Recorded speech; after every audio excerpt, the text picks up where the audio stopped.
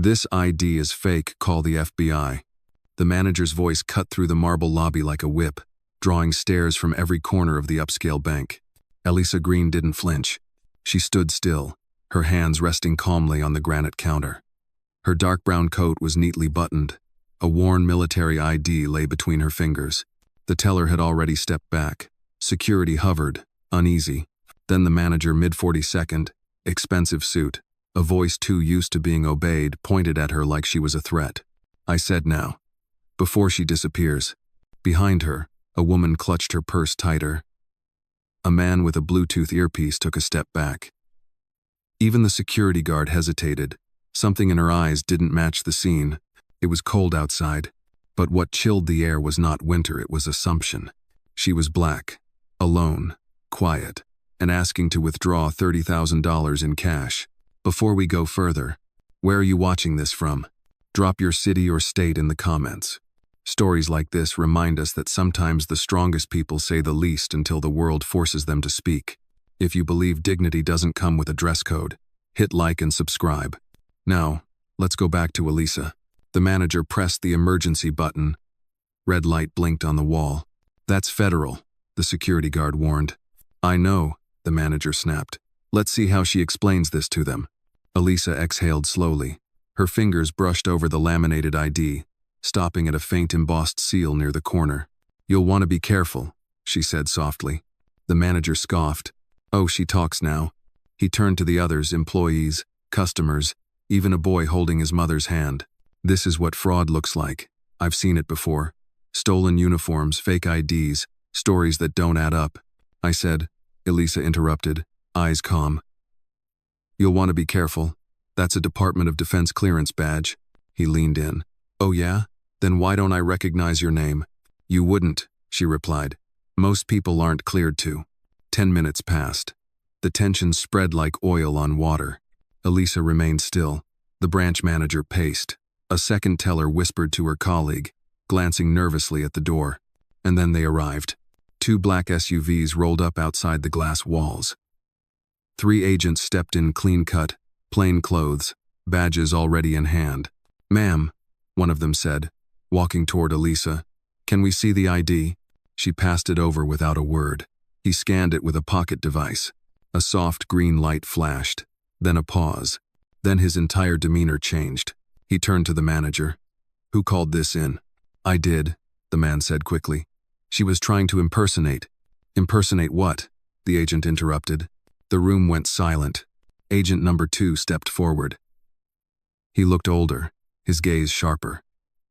He studied Elisa. Recognition clicked behind his eyes. He straightened. Slowly, deliberately, he raised his hand in salute. The other 2 followed. The bank manager's jaw dropped. "Ma'am," the older agent said, "we apologize for the delay. Had we known it was you—" "You didn't," Elisa cut in, voice level. "You weren't supposed to." She turned to the manager, who now looked pale. "You called the FBI on a former military intelligence officer. Retired. Cleared at top secret level. Holder of 2 Defense Superior Service medals." Her tone never rose. "You didn't check the ID. You saw skin." He opened his mouth, but nothing came out. In the corner, the little boy whispered, "Mom." "Why are they saluting her?" The mother didn't answer. She just watched, eyes full of something like awe. Outside, snow had started to fall. Elisa picked up her ID. The agents offered to escort her out. She declined. She walked alone through the front doors, past the glass, past the people, past the man who had tried to humiliate her. As she exited, the younger agent whispered, "Thank you for your service." She didn't turn. She only said, "Watch how you serve your country. It starts with how you treat the people in it." Outside, the snow thickened. Elisa stepped onto the granite steps like nothing had happened, though half the bank was still frozen behind her. Agent Harrow watched her go, his salute slowly lowering. Inside, the branch manager was still standing like a man mid-fall, too stunned to catch himself. The teller who had doubted her looked down, cheeks red. One woman whispered into her phone. Another pulled out hers, already recording. But the cameras weren't what mattered. The silence was. In that silence, a legacy shifted. Minutes later, Inside a government vehicle 2 blocks away, Agent Harrow was speaking quietly into a secure line. Yes, confirmed. It's her. Pause. Number, she didn't request anything. She declined escort, just walked out like a ghost. Another pause. I'd advise a full PR suppression. Local, minimal exposure. She's clean. They humiliated her, not the other way around. Another pause, then a sigh. She shouldn't have to keep proving it. He hung up. Back at the bank, the manager tried to recover his composure. I need all cameras wiped. Now, we'll release a statement if anyone asks safety protocol, suspicious ID. You saw the seal, someone said from behind him. It was the young teller, Daniel. You just didn't care. The manager turned, eyes blazing. Do you want to keep your job? Daniel didn't back down. I don't want a job where we call the FBI on veterans for withdrawing their own money. At that moment, the regional director of the bank entered. A tall woman in a gray coat, heels clicking like gavel strikes across the tile. She had gotten the call from security. Now she saw the aftermath tension still clinging to the marble walls like smoke. Where is she? She asked. Gone, someone replied. The director turned to the manager. What happened here? He opened his mouth to deflect, but Daniel beat him to it.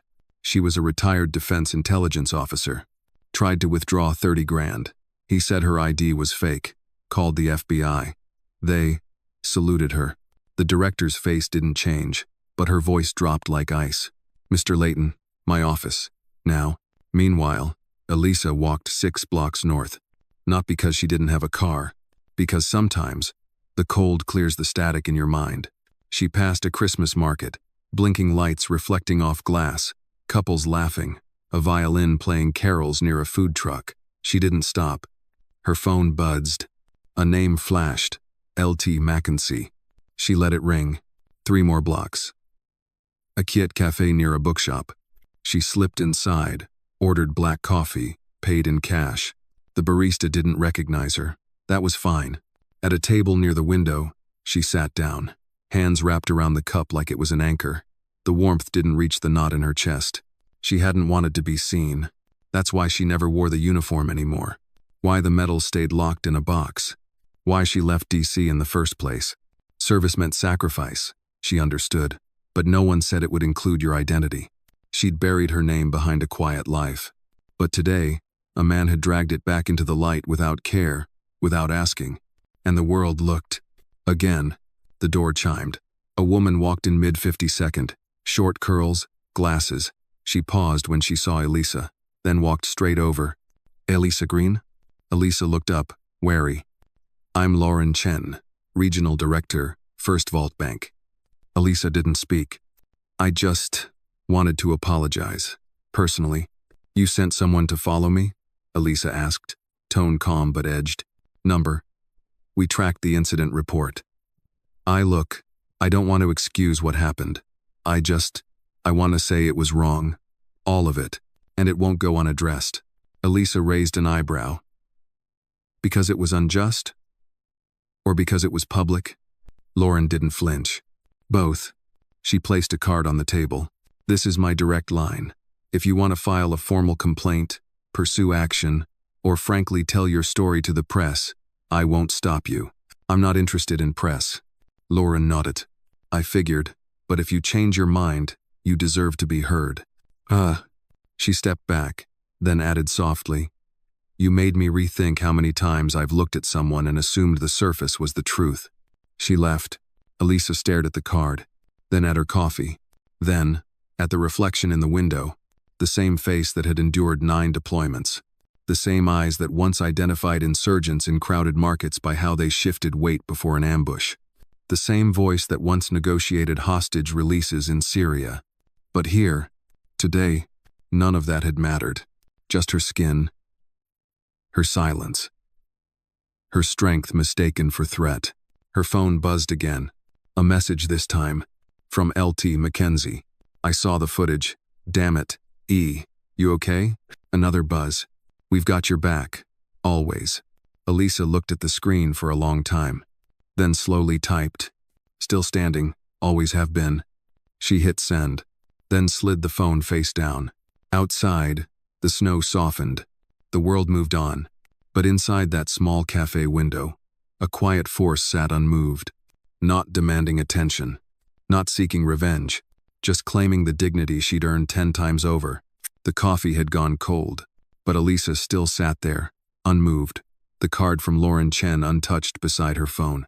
Outside the cafe, the city trudged through a quiet snowfall, kids throwing slush at each other, taxis honking with half-hearted aggression, and Christmas lights blinking across storefronts that pretended everything was fine. She used to live in cities like this: Washington, Kabul, Munich, even Nairobi for 6 months. But never like this. Never invisible. Never disrespected. "Excuse me." The voice was tentative, female, mid-22nd. Elisa looked up. A young black woman stood beside her, nervously holding her phone. Hoodie, backpack, student energy. "Are you the woman from the bank?" Elisa didn't answer immediately. "I was 2 counters over. I saw everything. I just wanted to say thank you for not staying silent, even when you barely said a word." Elisa's gaze softened. "What's your name?" "Amari. I study political science. I work weekends at that branch." Elisa raised an eyebrow. "And they let you?" Amari shrugged. "They don't know yet, but they're about to." She hesitated, then slid her phone across the table. "I posted what happened. Just a short clip. I blurred faces except yours. It's already past 100,000 views." Elisa exhaled slowly. "Why would you do that?" "Because people need to see what power looks like. Quiet, controlled, real, and black." Hours later, Elisa was back home, tiny apartment, 2nd floor walk-up, cracked radiator, humming like a dying lawnmower. She didn't turn on the lights. She didn't need to. The darkness was familiar, not sad, just real. Her laptop glowed in the corner. She hadn't checked emails in days. She rarely did anymore. But tonight, something nudged her. Not anger, not pride, responsibility. She opened the inbox. Dozens of new messages. Subject lines like, "We're so sorry, please call us. Would you consider sharing your experience with our paper?" From one soldier to another, "Thank you." Then one caught her eye. Request for keynote. Women of Valor Conference, Boston. She clicked. It was from a woman named Nora Bledsoe, retired colonel, head of a nonprofit that honored female veterans. "I saw the footage. I recognized your face before the agents did. You trained with my sister at Fort Huachuca." She said you were the sharpest analyst she ever worked with. The email continued. "We're hosting a gathering of women who've served and been silenced. I can't think of a better person to stand at that podium. Not for applause. For truth." Elisa leaned back in her chair. Her eyes didn't water. They never did. But she felt something shift, like the slow realignment of bones that had healed wrong for years. She pulled out the drawer beside her desk. Inside, a small wooden box. Inside that, a silver pin, 2 folded ribbons, and a photo of a young woman in uniform, flanked by 2 brothers, smiling. She placed the ribbons on the desk. Then the photo. Then the card from the bank. She looked at all 3, then whispered, "All right, let's talk." 2 days later, Lauren Chen sat at a long mahogany table in a private boardroom, flanked by corporate lawyers and a crisis PR rep. Across from them, Elisa Green. Not in uniform, not in Hales, not in makeup, just present. Present like thunderclouds. Like truth you can't bury with bullet points. "We'd like to offer a public apology," the lawyer began. Papers neatly stacked. Full written statement, circulated to press. "Miss Green may also review the final draft before publication." Elisa didn't blink. "We'd also like to offer a settlement." "I'm not suing," she said flatly. The room tensed. "No lawsuit? No statement, no payment, no press tour." Lauren frowned. "Then what do you want?" Elisa reached into her coat pocket and pulled out a printed policy document, the bank's internal ID verification manual. She slid it across the table. "Edit this." The lawyer blinked. "Excuse me?" Page 9. Section 3. B. Protocol for military identification. It's outdated. It assumes fraud before verifying clearance levels. She pointed at the last page. "And this section, if customer becomes agitated, involves security immediately." She looked at Lauren. "You know who gets called agitated before they even speak?" Lauren didn't answer. "Change the policy, not the narrative." The room was quiet. Then Lauren nodded. slowly. We will. And the manager? Elisa asked. Fired, said the PR rep quietly. Elisa nodded. Not because of me, because of precedent. She stood. Meeting over. That night, Amari texted her. I saw the update. They're changing the handbook. They mentioned you by name. Elisa replied. Tell them not to. Just tell them to read it. And in Boston, weeks later, she stood behind a podium. No introduction, no medals, no titles, just a voice, just a woman who had been mistaken for less and chose to stand taller, not louder. There will be moments, she said, when your silence will be the only calm in a room full of fear. Don't let them turn that silence into guilt. She looked out over the crowd. Mostly women, mostly veterans, mostly invisible for far too long. You don't need to prove who you are. But when the moment comes, remind them what it means to stand. The applause rose not loud, but deep, the kind that starts in the chest before it reaches the hands. And in the back row, a young woman named Amari recorded the speech, smiling through quiet tears. The caption she would write later that night? They called the FBI. She called the room to order. The conference in Boston ended at dusk. But the echoes didn't. Not in the lobby, where women in dress uniforms and thrifted cardigans huddled together like survivors of a shared war. Not in the airport restroom, where a 6'2" Navy vet cried quietly after hugging Elisa. And not in the inbox that bloomed on Elisa's phone as the train rolled out of South Station. You said what I couldn't. My daughter watched your speech 3 times already. They called you a problem. You became the solution. Elisa read them in silence, then powered off her phone. She didn't do this for thanks. She did it because no one else had. Back in the city, the snow had melted. New York streets pulsed with that stubborn, late-winter energy, people impatient for spring but not quite believing in it yet. Elisa stepped off the train with no fanfare, no driver, no security, just a canvas duffel and a coat too thin for the wind. She liked it that way. Anonymous again. At home, the apartment smelled like heat and metal. The radiator had finally died. She layered socks, brewed cheap tea, and sat on the floor by the window. And for the first time in weeks, she didn't feel watched. Not by the internet, not by the headlines, not even by the ghosts of who she used to be. Just stillness. Until the knock. 3 short raps. Firm. Intentional. She opened the door cautiously. It was Amari, wearing a parka 2 sizes too big and holding a box of groceries. Don't argue, she said. You're too proud to ask and too stubborn to accept compliments, but you will accept rice and eggs. Elisa stepped aside. You brought me groceries? And ginga snaps, Amaria's smoke. They ate on the floor. 2 bowls, 1 blanket, a space heater humming like bad jazz. You know they put your name in the revised policy, Amari said between bites. Elisa didn't look up. I told them not to. I know, that's why I told you. Elisa raised an eyebrow. Because now every teller in that branch has to read your story during orientation. You became required reading. Elisa chuckled once. Low, dry, but real. After dinner, Amari hesitated. There's a program. Legal internship. Anti-discrimination work. They're offering full tuition if I finish the training. I applied. Used your speech as my personal essay. Elisa didn't respond immediately. Then, did you plagiarize? Amari gasped, mock offended. No, I quoted. Credited, footnoted, and everything. A pause. You'll get it, Elisa said. You think so? I don't think. I know. Amari blinked hard, then leaned her head gently on Elisa's shoulder. Neither of them said anything for a long while. The next morning, a letter slid under Elisa's door. No return address. She opened it cautiously. Asterisk Miss Green. I was the security guard working the day of the incident. I didn't say anything then. I should have. He hesitated.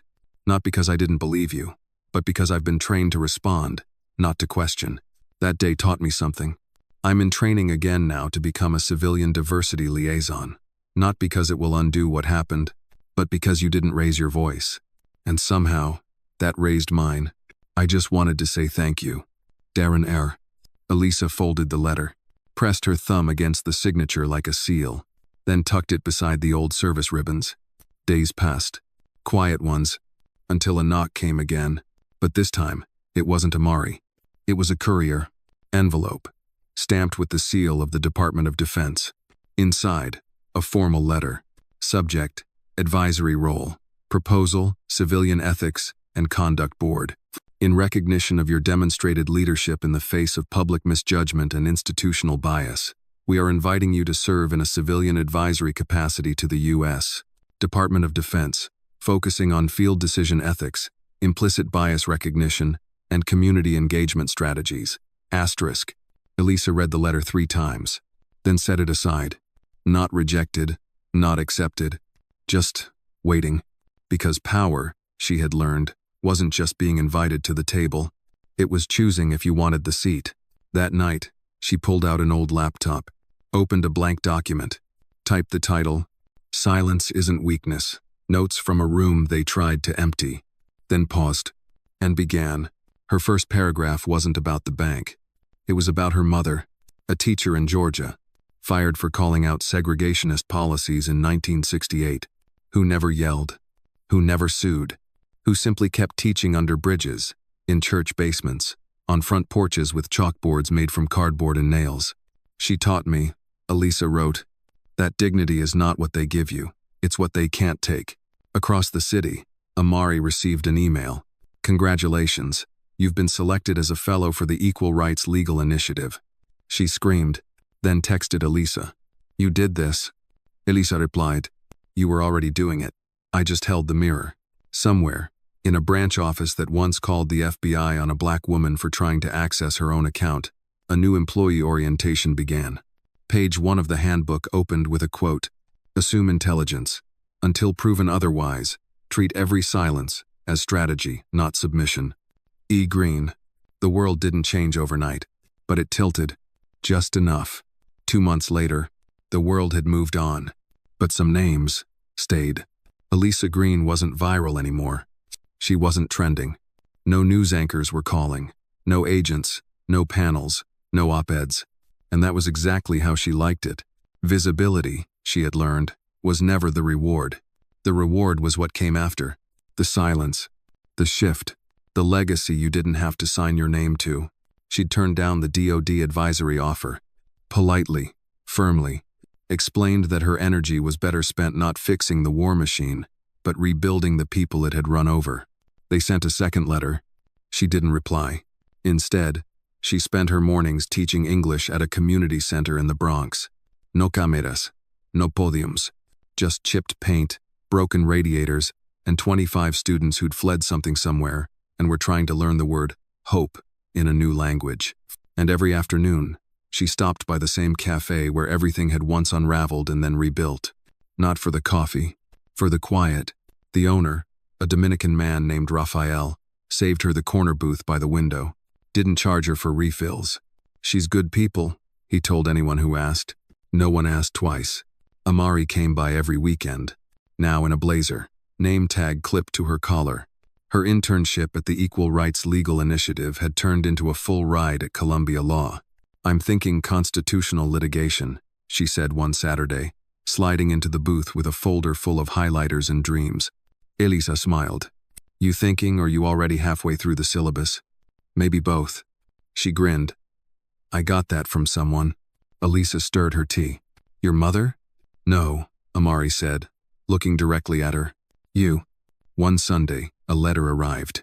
It was handwritten, on thick, cream-colored paper. Miss Green. Asterisk, I'm writing from a small town in Alabama. My name is Audrey. I'm 72 years old. I watched your speech at the Valor Conference on a loop. My granddaughter showed it to me. I want you to know back in 1964, I sat in a colored-only waiting room for 9 hours while my husband bled out from a logging injury. I never raised my voice. I never sued. I never got justice. But watching you, how you stood, how you spoke, how you let them come to you, that healed something. Thank you. You weren't just speaking for the women of today. You were finishing sentences we never got to say. Asterisk. Elisa didn't cry, but she closed the letter with both hands, held it against her heart like a folded flag. Later that night, she met with Daniel, the young teller from the bank now newly promoted. They sat across from each other at a park bench. He'd reached out after seeing her name in the new hire training slides. I owe you, he said. No, she replied. You chose right when it was hard. That's not debt. That's integrity. He shifted. I'm applying to corporate ethics, internal reform. They're finally listening. She nodded. Good. Then added, don't wait for moments like mine to speak next time. Speak early. Speak small. It still counts. That night, Elisa walked home slowly. It was warmer now. Late spring had finally crept into the city's bones. She passed a mural near 145th Street, one she hadn't noticed before. It showed a silhouette of a black woman in a trench coat, standing calm in a hurricane of paperwork, cameras, and chaos swirling around her. At her feet were quotes. Silence can be louder than sirens. They asked for her ID. She gave them history. Power without volume. No signature. No tags. No credit. Just art. Elisa stared at it, and for once, let herself smile. Not the polite kind. Not the public kind. But the kind that begins in the lungs. That softens the back of your eyes. The kind that says, I survived, and left something behind worth surviving for. Final scene. A young girl, 10, maybe 11, stands outside the bank where it all began. She's holding her mother's hand. She points at the building. Is this where it happened? The mother nods. Yes, baby. The girl looks up. Can we go in? The mother considers. Then smiles. Let's. They walk in. No guards flinch. No glaris. No assumptions. Inside, a new quote greets them on the wall. Dignity is not what they give you. It's what they can't take. E. Green. The mural didn't last forever. By the end of summer, a new real estate project had claimed the wall luxury condos with slogans like Live Elevated, painted over history like fresh coats of denial. But Elisa didn't protest. She didn't share a Facebook post. Didn't start a petition. Didn't tweet a thing. Because she knew legacy isn't in walls. It's in the people who walk past them and still remember. Fall rolled in. Bronx leaves turned amber. Sidewalks cracked with stories no one documented. Elisa was still teaching. Still sitting in that booth. Still answering letters, not the ones begging for interviews, but the ones handwritten by strangers who had no platform, only pain. She read every word. Sometimes she wrote back. Sometimes she didn't need to. One Thursday morning, Raphael handed her a small envelope before she could order. No stamp, he said. Some girl dropped it off for you. She opened it. Plain white note card. Inside, your silence taught me how to roar. TR. No signature. No return. Just that. Elisa placed it in her bag, beside the others. That pouch was getting full now. Meanwhile, Amari had moved into her dorm. Elisa helped carry the boxes, said little, observed everything. On the last trip up the stairs, Amari turned. You're proud of me, right? Elisa blinked. I haven't said it. Amari smiled. You don't have to. But Elisa stepped closer. I am, every day. Then added, and don't ever think dignity and ambition cancel each other out. Fight for both. You deserve both. Amari looked down. People still look at me sideways in class. Like I don't belong. Then let them blink, Elisa said. You're not the one who needs to adjust their vision. One crisp evening in October, Daniel showed up at the cafe. Now in a suit, clipboard under one arm. They want me to speak at a national compliance summit, he said, unsure. On bias response systems. I've never spoken publicly before. Elisa sipped her tea. You didn't speak that day at the bank either, she said pointedly. You acted. He exhaled. Exactly. I don't want applause. I just want them to see how wrong the training has been. How easy it is to mistake silence for threat. She nodded. Then speak for those who didn't get a second chance to correct the system. He left with more courage than he came in with. November brought a surprise. The Equal Rights Legal Initiative invited Elisa to sit on a closed-door panel topic. Reparative systems versus symbolic apologies. She declined, then asked if they'd consider inviting 5 young law students of color instead. They agreed. Amari was one of them. The others didn't know who Elisa was. Not fully. That was fine. Her goal had never been fame. It was multiplication. Then came the letter from Audrey's granddaughter, the 2-year-old woman who had written months earlier. Miss Green, my grandmother passed away peacefully last night. She asked me to send you this. Inside was a copy of Audrey's speech at her church's last gathering, and a note in the margin, if they ever ask what courage looks like, Tell them it didn't wear a cape. It wore stillness, and it changed the room. By Christmas, the snow had returned. Not heavy, just enough to remind the streets how quiet redemption could fall. Elisa walked into the bank. Yes, that bank. She didn't come for confrontation. She came to open a savings account for a community scholarship she'd anonymously funded under the name GE Foundation. Initials only. No plaque. No press release. The young teller at the counter smiled nervously.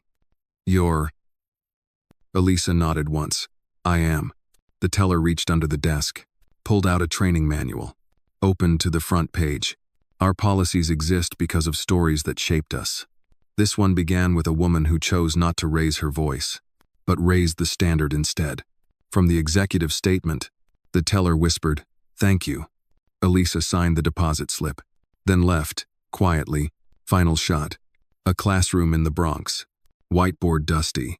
Kids half listening. Then one girl, maybe 13, raises her hand. "Miss Elisa, why do people always say speak up when no one listens?" Elisa sets down the marker, walks to the front, thinks carefully, then answers, "Because one day, someone will. And when they do, your silence will have already told them everything they need to know." And with that, the girl wrote something down. No one knew what. But years later, her name would appear in a legal case that changed housing laws in 3 states.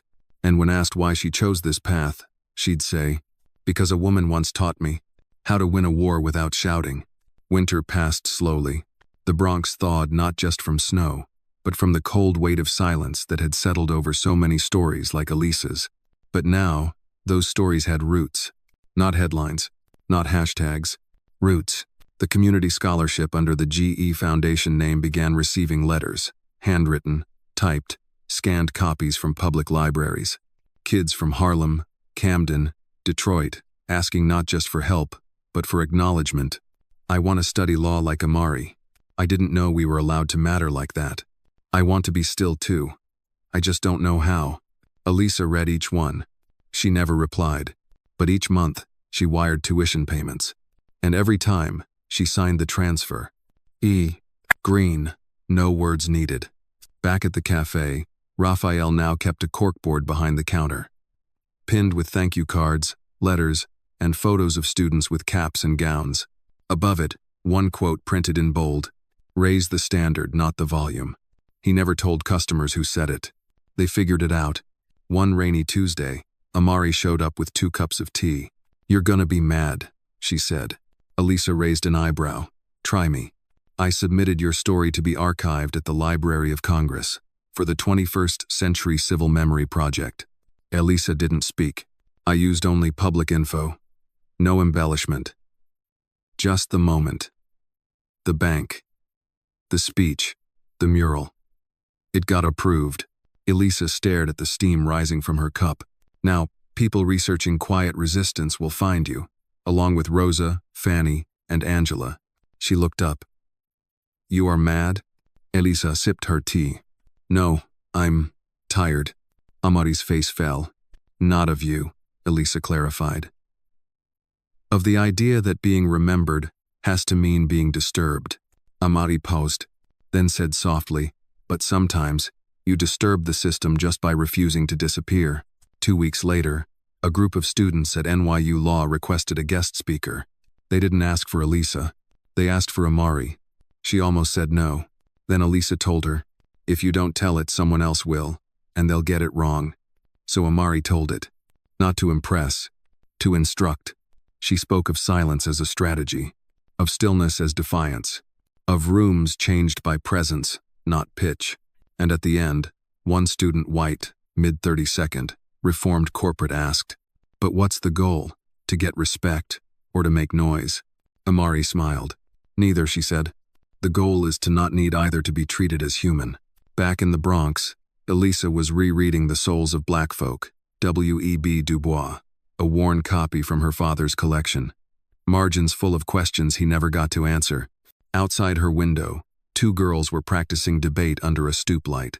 "I said logical fallacy, not emotional appeal, dummy." Their voices were sharp, confident. Elisa watched them for a moment, then wrote down one sentence in her notebook. "You know the work is done right. When you're no longer the loudest voice in the room, just the first echo. One morning she visited the bank again. Same branch. She didn't walk in. She just stood outside. Not for closure, for calibration, to make sure the world had truly shifted, even slightly. And it had. A new sign greeted customers at the door. This space honors the dignity of every customer. Assumptions are not policy. Humanity is our first verification step. Elisa nodded, then turned and walked away. Months later, at a public hearing on federal banking reform, one sentence appeared in the draft legislation. All federal financial institutions shall implement silent bias response training modeled after the E-Green Protocol. No media covered it. No podiums named her. But her initials shaped the law. In a small middle school in Newark, a teacher printed out an excerpt from that policy, pinned it to the classroom wall. A 1-2-year-old girl with braids and wide eyes read it. Didn't understand all of it, but circled one line. Silence is not submission, it's strategy. She'd carry that phrase for years into courtrooms, protests, and boardrooms. And one day, when someone challenged her for being too calm in a moment of chaos, she'd say, "Because calm is how my elders survived. And calm is how I plan to win." Back in the Bronx, Elisa's hair had gone grayer. Her get slower. But her fire, it never needed speed. Raphael eventually sold the cafe. The new owners kept the mural board and added one more frame, a photograph of Elisa, sitting by the window, tea in hand, eyes closed, at peace. Final lines. Another young woman, stranger, fresh college grad, walks into the cafe for the first time. She sees the photo, asks the barista, "Who's that?" He smiles. "You'll hear about her." Not loud, but long. Years passed. People changed jobs. Neighborhoods got rezoned. Buildings went up. Stories came down. And the photo of a quiet black woman in a cafe corner, tea in hand, eyes closed, world at ease, stayed pinned to the corkboard. No plaque. No title. Just presence. One morning, that photo disappeared. Not stolen. Just removed. Gently. The cafe was closing for renovation. New branding. New ownership. New menu full of lavender syrups and imported beans. The barista knew. Young didn't know who she was. But Amari did. She showed up that afternoon with a folder. "I'll take it," she said. The manager shrugged. "Sure. She yours?" "No," Amari smiled. "But I'm hers." Back home, Amari placed the photo on a shelf. Next to her law diploma. Next to a folded copy of the new civil bias statute bearing E-Green Protocol in its appendix. And next to something else, a small black pouch. Inside, letters, snippets, quotes, margins marked by lives, touched. She'd inherited the pouch when Elisa passed. Peacefully, quietly, no funeral, just a note, "Scatter me where the silence is loudest." So Amari had driven to the Hudson, stepped onto a bridge Elisa used to walk for thinking, released the ashes with no speech, no song, only the wind, and a heartbeat. Now, years later, Amari was professor of law at Howard University. Her lectures always began the same. Your first weapon is not your voice. It's your awareness of when to use it. The students never forgot that. One day, after class, a young man lingered. He was tall, uncertain, dressed like he hadn't yet chosen if he wanted to fit in or stand out. "Professor?" "Yes?" "I've been reading the E-Green files. I don't get it." Amari smiled. "What don't you get?" She didn't fight back. I mean, she didn't yell. She didn't sue. She didn't even post. Why did it matter? Amari closed her laptop, looked him in the eye. Because she didn't have to fight loud, to win deep. The student blinked. "You ever heard of depth charges?" "No. They explode below, quiet, but they change everything above." He nodded slowly, and she handed him something. A photocopy, faded. Dignity is not what they give you. It's what they can't take. E-Green. "Start there," she said. That night, Amari went home. She passed the mural wall, now repainted, bland gray. But someone had scratched into the concrete. Let them blink. No signature, just impact. Inside her apartment, Amari opened the old pouch. She'd started adding to it. Notes from her own students. Article coding her. Photos of protests led by people who'd sat in her class. The pouch wasn't Elisa's anymore. It was theirs. passed down not like a torch, but like soil, where quiet resistance could keep growing. Final scene, a young black girl, 17, hoodie, backpack, walks into a career fair at a community center. She stops at a table with a simple banner, Legal Pathways Initiative, founded in honor of E. Green. The woman behind the table stands. You thinking about law? The girl shrugs, thinking about being heard. The woman smiles. Well, this is a good place to start. She hands her a brochure. Inside is one sentence. You don't need to speak up to stand out. You just need to stand when it matters. As the girl walks away, the woman behind the table watches her go. And somewhere, far beyond names and noise, far beyond memory or marble, a woman in a trench coat, standing calm in a storm of papers and judgment, smiles. The brochure stayed in her hoodie pocket for weeks. Folded, creased, half forgotten, the girl Layla didn't know why she held on to it. She wasn't sure she wanted law. She wasn't sure she wanted anything except to stop being invisible. Her school counselor said she had strong opinions. The principal called her disruptive. One teacher called her too quiet to be trustworthy. But the brochure didn't ask her to speak louder. It asked her to stand. That made her pause, because Layla was tired of being told she had to shout just to matter. One afternoon, she Googled the name, E. Green, found clips, articles, quotes, a 5-minute speech recorded on someone's iPhone at a conference in Boston. The camera shook, the mic crackled, but the woman's voice was clear.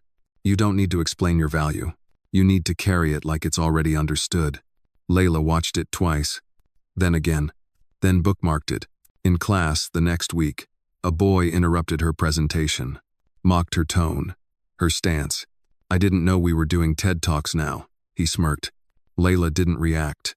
She finished her sentence, paused, then said, silence isn't weakness. It's what power looks like before it decides what to do next. The room went still. The teacher wrote nothing on the board, just stared. Later that day, Layla got called to the office.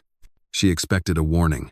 Instead, the guidance counselor handed her a printout, Legal Pathways Summer Fellowship. This came across my desk. I thought of you. Layla blinked. Why? The counselor paused, then said, because not every leader needs volume. Some just need clarity. At home, Layla dug the brochure out again. She ran her thumb along the edge of the quote, stand when it matters, then opened her laptop, typed one line into the application essay box. I used to think silence was surrender. Then I met E. Green. Meanwhile, at Howard University, Professor Amari sat in her office. Wall of student photos, shelf of law journals, and one small frame, the old cafe photo of Elisa, peaceful, unreadable, unshakable. She'd just received a packet. Inside, the fellowship applications. She reviewed them one by one, until Layla's caught her eye. Simple, no embellishments. Just resolve. A voice on paper that didn't try to shout. It simply refused to disappear. Amari smiled. She knew that rhythm. In her acceptance letter to Layla, she wrote, the system will ask you to speak a certain way, to dress a certain way, to argue loud enough to validate your pain. You don't have to. You only need to carry your dignity into the room, and never put it down to be heard. That summer, Layla boarded a bus to D.C., wore her hair natural. No heels, no blazer, just sneakers and her mother's necklace.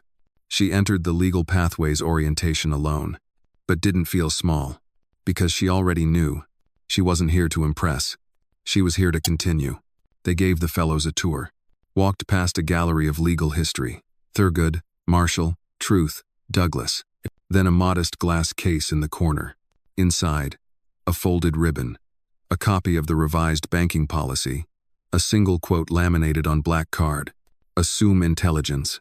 Until proven otherwise, treat every silence as strategy, not submission. E. Green. Layla stared at it. For a long time, in that moment, she didn't feel like a visitor. She felt expected, like a baton had been laid down, and her hands were the next ones reaching. Across the country, in a town where no one had ever heard of Elisa Green, a local DA quoted her during a bias reform hearing. In Chicago, a teacher assigned her Boston speech as required reading. In Oakland, a mother taught her daughter to answer ignorance with breath, not bite. No credit was demanded, but Elisa's fingerprints were everywhere. Final moment. Layla stands at the front of a small workshop. 10 other students watching. Her hands don't tremble. She doesn't raise her voice. She doesn't quote case law. She simply says, "I was told to shout to be seen, but then I learned there's a kind of quiet they can't ignore." She doesn't say Elisa's name. She doesn't have to, because every eye in the room knows. They're not just hearing Layla. They're hearing every woman who came before her. Every silence that built this moment. They never built a statue for her. No museum wing. No national day. But something quieter happened. They built habits. A young nurse in Atlanta refused to escalate on a patient who spat at her. She stood calm, documented everything, and let the truth make the noise. A father in Detroit taught his sons to wait 5 full seconds before reacting when disrespected stillness gives you back the power. A Latina bus driver in Queens filed her complaint in full sentences, no expletives, then printed and hand-delivered copies to every supervisor. Each of them unknowingly was walking in Elisa's shadow, not mimicking her actions, replicating her essence. Layla, now 6 months into her fellowship, had stopped trying to be Elisa. She had started becoming herself, tempered, fierce, focused. In her journal, she wrote, "I don't want to be known for noise. I want to be remembered for refusing to vanish." In one of her seminars, Amari invited a special guest, Daniel, the former bank teller, now ethics consultant. Still humble, still learning. He opened with a simple truth. "The day she walked into my bank, I assumed I knew who she was. She never raised her voice. But every second she stood there, I heard myself getting smaller." The students didn't take notes. They just sat straighter. Outside the classroom, a plaque had been placed in the hallway. Small, brass, discreet. "In honor of E. Green, for teaching us the volume of dignity." No ribbon cutting. No event. It had been requested anonymously. Some said it was Amari. She never confirmed. Meanwhile, back in the Bronx, Raphael's Cafe reopened with a new name. Still room. On the back wall, they painted her quote in soft script. "Stand, even when they expect you to sit." New patrons didn't always notice, but some did. They'd take a photo, whisper the name, tell their children. And so, the story stayed breathing. In a small apartment near Howard, Layla stood over a pot of tea, steam rising, memory circling. She set 2 cups on the table, one for herself, one for no one, or maybe for everyone. She didn't speak aloud, but she mouthed the words, once. "You did more than win, Miss Green. You made winning look like survival, with style." Final montage. We see a young woman in Ghana quoting Elisa in a protest debrief. A 9th grade civics teacher in Chicago assigning the still speech as reading. A correctional officer rewriting his department's conflict protocol using silence-first methodology. A trans activist in D.C. ending a rally by simply standing, eyes forward, unmoved. A school mural in Oakland. A faceless black woman standing against wind, paper swirling. No name, just presence. Each moment unrelated. Each moment connected. All of them, Elisa's echoes. And so the woman who was once arrested by assumption, saluted by consequence, and remembered by stillness, left behind a new autobiography. No memoir, just a world that stands a little straighter, waits a little longer, and listens just enough before it reacts. A decade later, the city skyline had changed. Glass towers rose where brick row houses once stood. Street names shifted. Yet institutional memory, those quiet rules of engagement, had taken root. On a subway stop in Harlem, someone had scrawled on the pillar, "Silence can break chains." It was in white chalk, fading each day, then redone. Elisa Green would have been 70, but she'd made it past the broadcasting stage of memory. She was a principle, a whisper. She existed now in the space between reaction and reason. Amari stood on a stage at a national educator summit. She was older now, grayer at the edges, but still quiet. Still fierce. She held a podiatrist's attention. When she spoke, she closed her eyes first, then said, "Let me tell you about a woman who never shouted, but changed policy, law, tone, and timing. She didn't make noise. She made pivot points. No footage of Elisa, just text. The exemplary case of E. Green, policy model for implicit bias training." The audience noted her calm cadence. At Howard, the The descendant of Layla, now an Ivy League fellow, wrote a thesis titled Echoes of Elegance: How Stillness Built Strategy in Social Justice Movements. In her acknowledgments, she wrote, "To those who taught me that power doesn't care about pitch, and to Elisa Green, who taught me how to carry it." Somewhere in Michigan, a complaint had been filed against a bank for racial profiling, but when the Independent Review Board arrived, they prioritized the complaint differently. They didn't look for intensity. They looked for insight. They credited the Teller training module, E-Green Protocol, with preventing escalation not by force, but by dignity. In a children's bookshop in Brooklyn, a picture book sat on low shelves. Stillness Speaks: The Story of a Brave Black Woman Who Changed Everything by Staying Calm. Illustrated waves of papers, murmurs, silence expanding outward. No publisher had asked Elisa's family permission. They didn't need to. Her legacy wasn't about rights. It was about being recognized. Raphael, in a now refurbished cafe named Still Room, still serving the corner booth, hung a new sign. Dignity is not what rarely doesn't need to be taken, it's what they can't touch. Tourists took photos. Locals nodded. None knew where the words came from, but they felt grounded. Layla, now a mentor herself, led a workshop in Camden for teenage girls. She gave them blank notebooks. Said, "You don't have to start loud. You start with stillness." They wrote. Some drew. One girl, 12 years old, wrote a single phrase in big letters: "I will be seen without screaming." At the National Museum of African American History, there was a hidden section nearly without fanfare. A small plaque with a black stripe, no image, no date. It read, "For those who stand when speaking costs more than silence. Thank you for changing what silence means." One evening, Amari returned to the plaque in the museum. She traced fingers across the flat surface, then stepped back. A visitor approached, asked, "Who's E-Green?" Amari smiled quietly. "And who needs to know?" Final shot. A girl on the subway, earbuds in, eyes on her phone. Her playlist, Stillness Speaks Mix, ambient, power.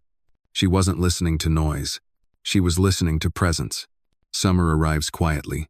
No fanfare. Just cicadas on stoops, children chasing ice cream trucks, heat rising off asphalt like slow breath. In a suburban high school in Virginia, a kid opens a locker. Inside, taped to the back, is a photocopied quote: "Assume intelligence, until proven otherwise. E. Green." Above it, a quiet note. First rule, start from respect, always. At first dismissal bell. Classmates ask, "Who taught you that?" He shrugs. Somebody said it mattered. In Washington, D.C., downtown, a silent protest forms outside a financial services firm. Not chants, not drums, just people holding signs reading, "Let dignity precede suspicion."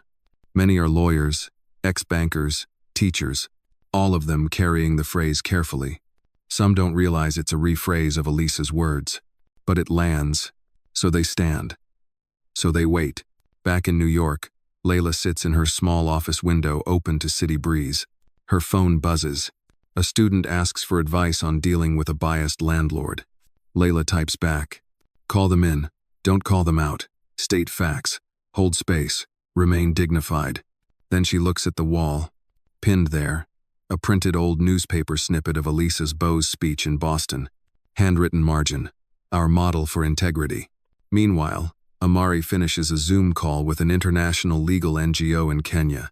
They want to consult about implementing E-Green Protocol in police training modules.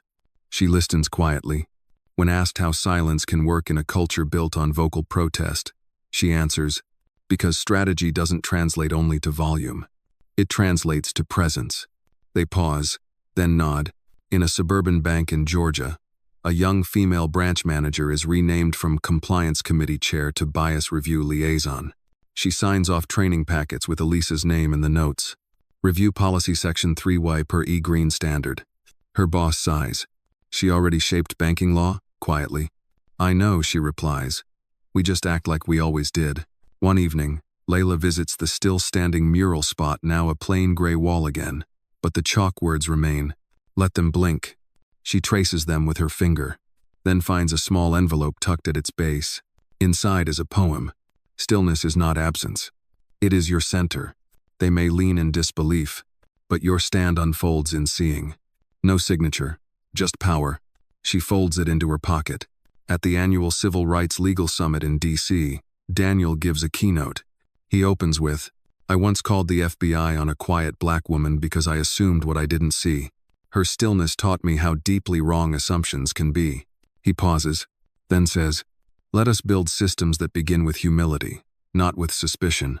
The crowd rises not with noise, but with respect.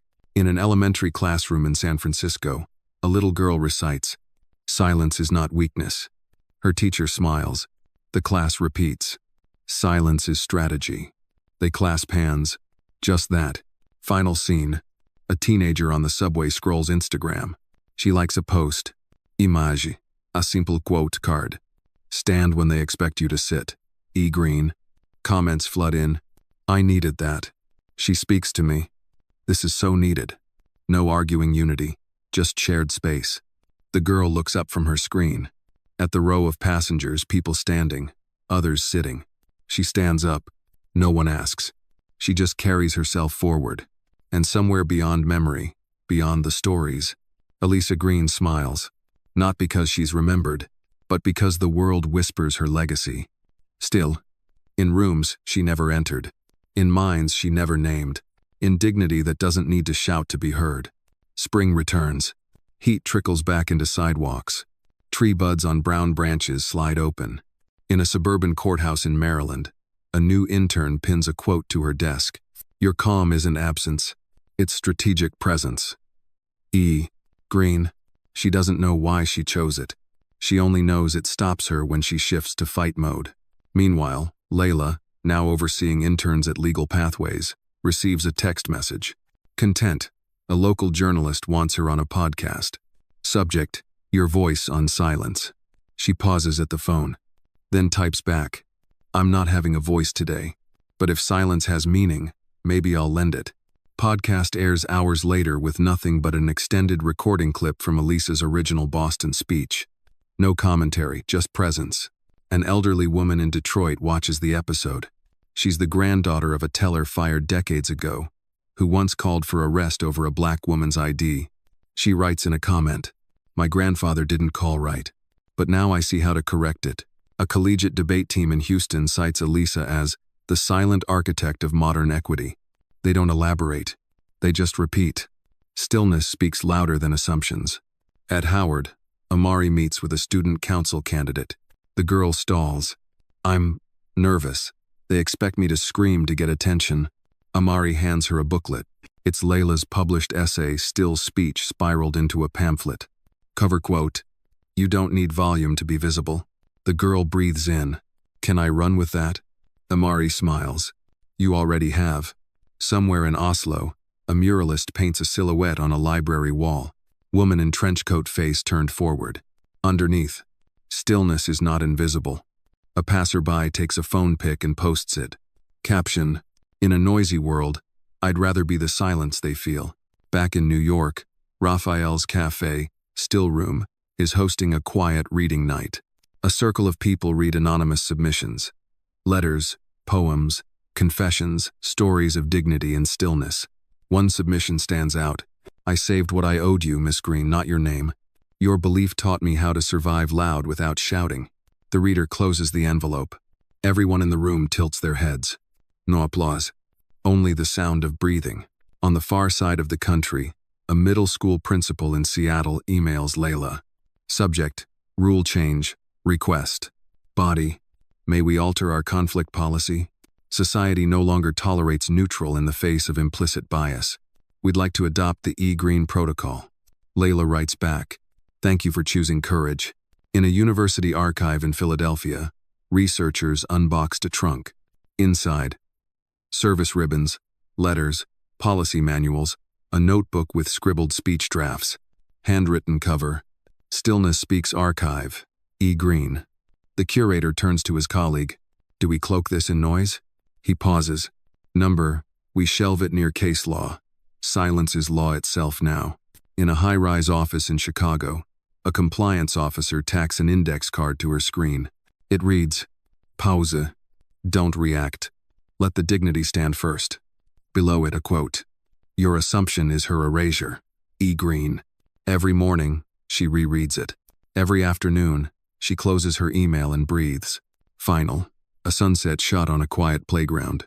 A teenage boy with earbuds tapes over the sandbox, a clay tile he made. On it, simple letters, no framing. Stillness. He steps back to look. Doesn't take a photo. Just breathes. The world doesn't need to shout her name anymore. It just needs to carry her standard. The world had changed. Not with headlines, but with habits. Across industries, banking, education, law, medicine, journalism, a phrase quietly appeared in employee handbooks.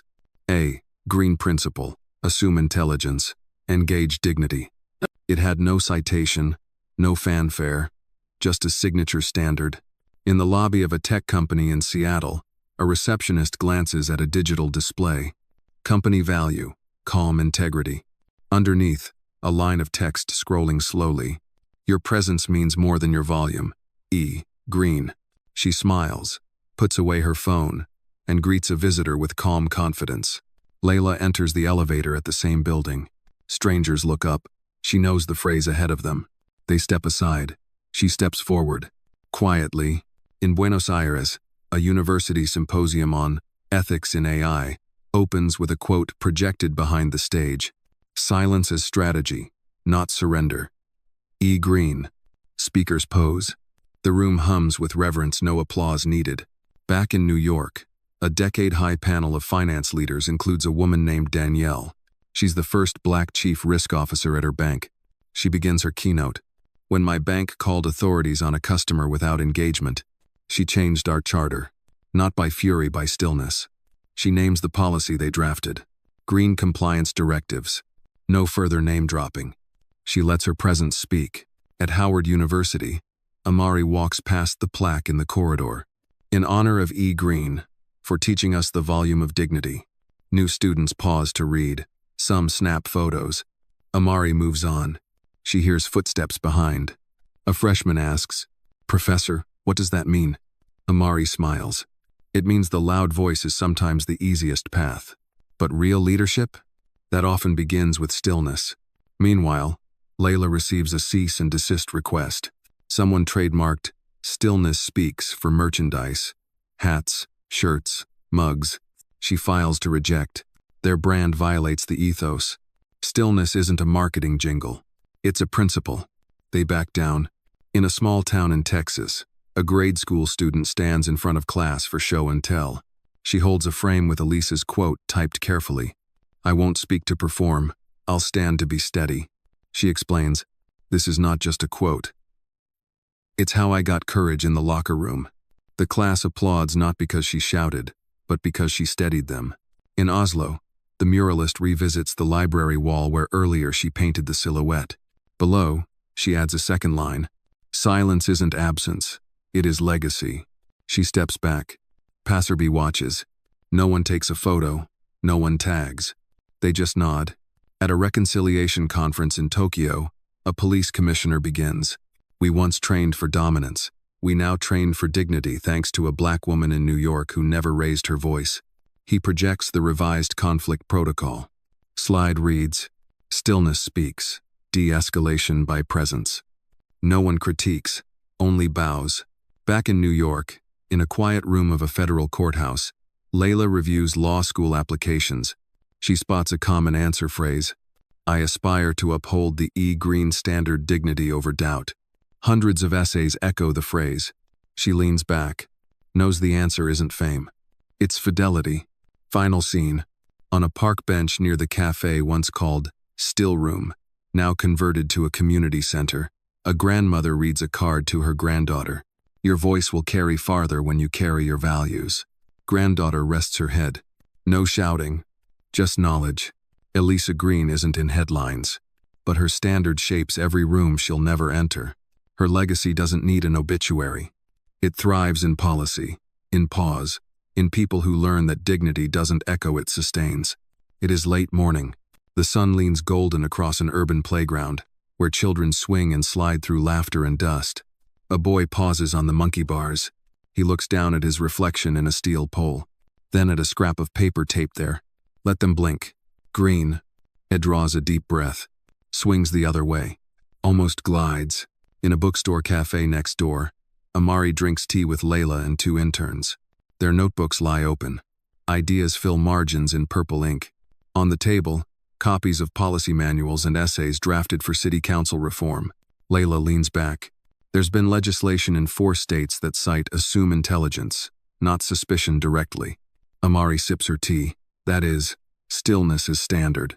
One intern asks, softly, "So?" Her silence became our update log. They nod. Yes. In a rural high school in Alabama, a speech team researches real heroes. Name of Elisa Green appears under quiet resistance. No biography given, just a single line. Championed compliance change by refusing to disappear. Students clap, not for volume, but clarity. At a federal training session in Washington, a compliance officer presents the E-Green protocol. He quotes her silently. Pause, acknowledge, proceed. Then, instructs the officers to simulate de-escalations. After the role play, one rookie shakes his head.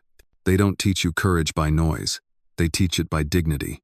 Back at the Still Room Community Center, a new mural is finished, 2 figures holding hands across a gap. Above them, build bridges with silence as mortar. A grandmother shares the significance with her grandchild. It's about building world that'll hold you even when it rattles. The girl nods, thoughtful. That evening, Layla visits the courthouse again.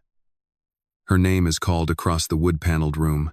She stands to take the oath for a new role, Community Equity Advisor for regional banks. She breathes in. Small crowd of relatives and mentors attend silently. She raises her right hand calmly and says, "I do." Meanwhile, in Oslo, someone finishes restoring that library mural. Now it has a plaque, for stillness that became a standard. Bottom line, E-Green, D2020, strategy lives on in action. No pomp, no ceremony, just fact. In a children's classroom in Chicago, a teacher closes story time with, "What do we learn from Miss Elisa's story?" A 4th grader, wide-eyed, answers, "That you don't always have to shout to be remembered." Teacher smiles, writes on chalkboard, "Power is the sound of human dignity." Finally, on the steps of a library where students gather for an orientation, a young woman stands with arms folded, quiet. She recites 3 lines, in repetition. First, assume intelligence. Second, engage with dignity. Third, never assume silence equals compliance. Her voice is soft. One by one, students repeat after her, quiet but firm. A chorus rising without volume, and somewhere beyond names or noise, Elisa Green's legacy lives. Not as a headline, but as a heartbeat behind courage. Still, steady, simply unignorable.